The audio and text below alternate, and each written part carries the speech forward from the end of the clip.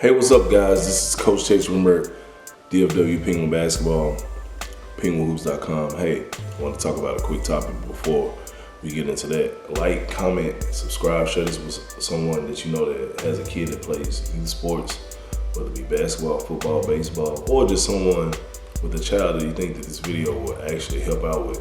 Because as sports parents, you guys talk about these type of situations all the time.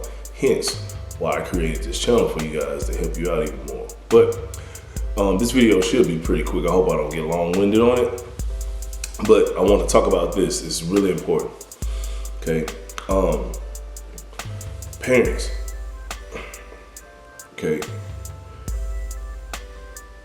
A lot of parents, a lot of people, they like to bond with each other, whether it be trauma bonding or glory bonding, as I say. Trauma bonding is when you guys are going through the same thing. Like let's say if you guys got Netflix and you're really big on movies, and a new movie came out and it had a glitch on it. So you talking to your buddy at work like, man, I tried to watch the new Avengers movie and it kept glitching up at the hour mark, man. You know, the part right when the Incredible Hulk knocks off the monster's head, it kept glitching. Yeah, mine did that too. And you talking about how Netflix sucks, right? Or you glory bond where, you know, oh yeah, I'm going on vacation. What are your vacation plans? Oh man, we're going to Turks and Caicos, or we're going to Cancun, or we're going to go to India. Oh yeah, man, it's so great. I get to go back to India and visit my family, and now we get to go here. And we're going to Dubai after that. I'm picking up my grandma. You glory bond, right? And you're really quick as a parent, as a human being, right? This is how we bond with each other. You're really quick to tell someone of those things, but we're really taboo a lot of times. Now, there are some people that aren't, but a lot of times we're really taboo with our shortcomings, right? We're really taboo with our kids. Extremely taboo with our personal lives that are on we can be judged on, right? And part of it is, and what I'm talking about here today is stuff that you as a parent, you don't want other adults to know, or you don't trust other adults that aren't family or really close friends to know about you. Even a coach sometimes that spends more time with your kid during the season than you do at times, right?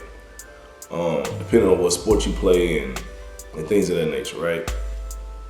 But a lot of parents don't want to tell their coach that, hey, my son is on the spectrum of being autistic. My son has a certain ailment. My son has a really bad attitude problem and he has to go to counseling for it. My son was born with a slight defect in his hand, right? My son has astigmatism in his eye that's not noticeable, so he can't really see. My son has a speech impediment, right? A lot of parents don't want to tell their coach this stuff, right? Parents don't want to tell, hey, you know, I know me and my wife show up to all the games, but we're divorced. My son, he may look a lot like me, but he's adopted, right? Things like that, right? You guys don't realize that if you are open about this to your coach, especially somebody like me, because I don't have a judge radar, right? I'm just here to help the kid out. So if you tell me what's going on, I can understand you as a parent, your husband, your wife, what's going on, and especially I can help the kid out more, right? And I can help you out as a parent even more because I know the kid's situation, right? Like I said, a lot of times it's really hard to tell your kid or tell your coach, you know, something that may be deemed as embarrassing about your kid or embarrassing about your family or something like that, right? But it's kind of unfair to the coach to leave him in the dark, and your coach is coaching your son, your daughter a certain way based on the coach thinking that everything is deemed not normal, but everything is kosher. Everything is right down the middle like every other kid on the team, but it's not.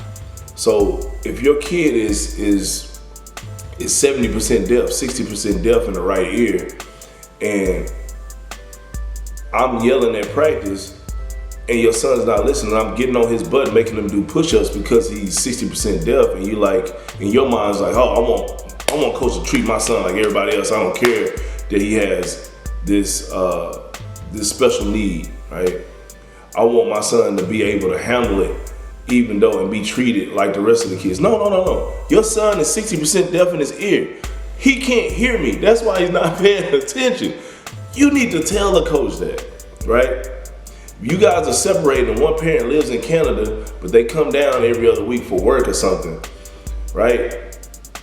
You should tell coach stuff like that, right? So, you know, if it's certain situations where the mom lives in Canada or lives in Mexico or wherever it may be, or lives out of state, and we're playing an important game and your son doesn't play that much, I may want to play him a little bit more, right? Because I know, okay, well, dad is here and he rarely gets to see his son play.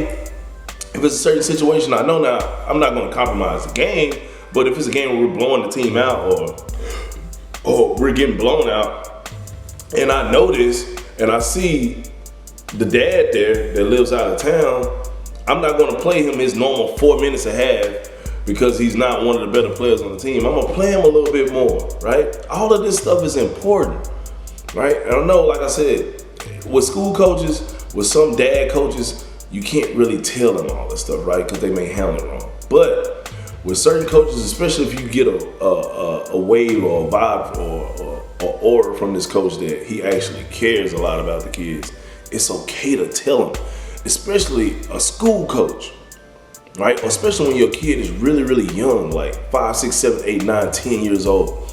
You need to tell the coach what's going on so he can be helpful and coach your son better, all right? I'm Coach Tate Swinberg, DFW Penguin Basketball, penguinhoops.com, and I'll see you guys later.